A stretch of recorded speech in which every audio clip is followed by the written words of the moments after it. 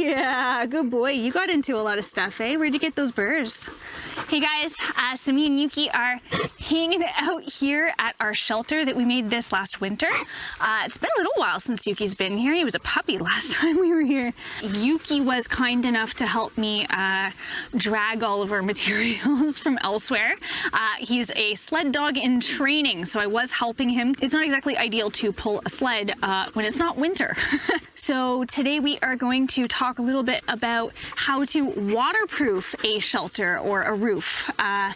So let's get started. So a lot of times we will see people begin their roofing from the top and work their way down. So this is a method. You can do this. However, as you will see in a moment, it is not always ideal. You also notice that when dealing with natural materials, quite frequently you also get a lot of holes. So you might have to do a bit of patchwork. You can see here if we were to have a snowstorm, this would protect us pretty well, right? All the snow would sit very lovely on the top. However, if we were to have a fire on the other side, or better yet, if we were to have a rainstorm, might not be the ideal configuration. So let's see how this goes. Definitely rain coming through. Yeah? Yeah. So just covering up the back of a shelter is not enough. Why is that? If the rain comes down here, well, water likes to go down. It is going to slide in between these sheets. The better way is, instead of starting at the top, we are going to start our roof at the bottom.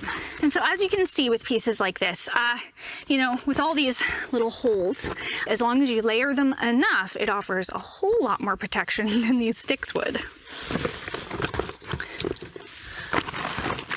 This piece right here is looking good.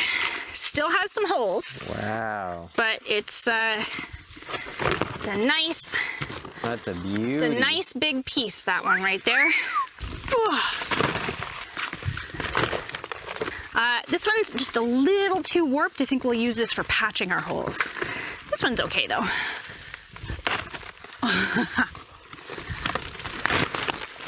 We've just about run out of birch bark for today, so we are going to go ahead and give this a try. So one thing I'd like to mention about this is that we only used dead bark, but if you are lucky enough to have a fresh tree coming down, you have fresh bark, has a lot less holes and a lot more flexibility, but it depends on the time of year. We, as a general rule, try to only use dead material from trees, and so that does mean a little bit more fiddling around with things like holes. So I can't guarantee that this isn't going to leak. What I can guarantee is it's going to leak a lot less than the last time we tried. How's it going, Nagi? I don't see any drips coming down onto the bench.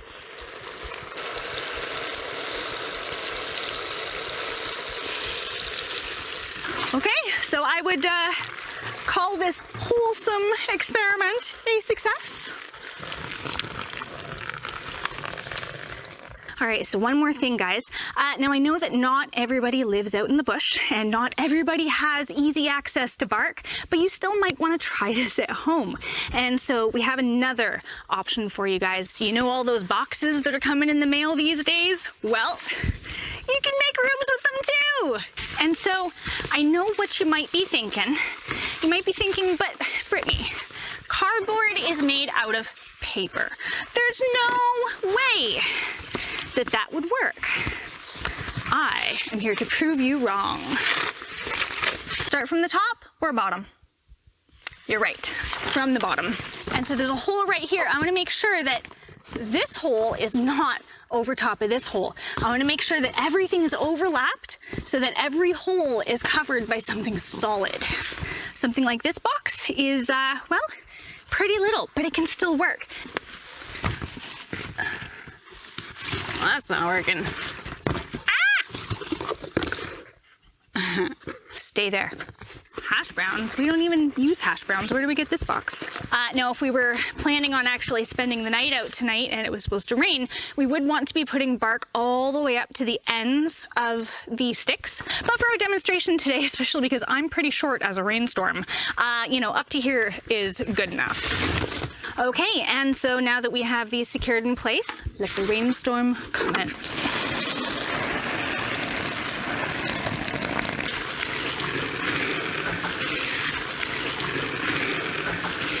And whoever said that paper couldn't work as a roof? And so all we have to do is secure our bark in place with ideally longer sticks than this. But if it's thick like this, then the weight will definitely help keep this down. But of course, in the middle of a rainstorm, you don't want the wind taking your roof away. Okay, so it is raining outside. We are going to go check out the shelter. Where is shelter? Good boy. So as you know, we didn't quite finish the top of the shelter yesterday. And so all of these sticks that are sticking out above the top are collecting rain right now. The rain is running down the insides, starting to drip on the inside right here. But if you look, there are no drips where we have the birch bark or the cardboard. That means we did a good job. And if you're interested in checking out how Yuki actually helped me make this shelter last winter, feel free to check out our videos at the end. We're gonna have to brush you when we get home. You know that?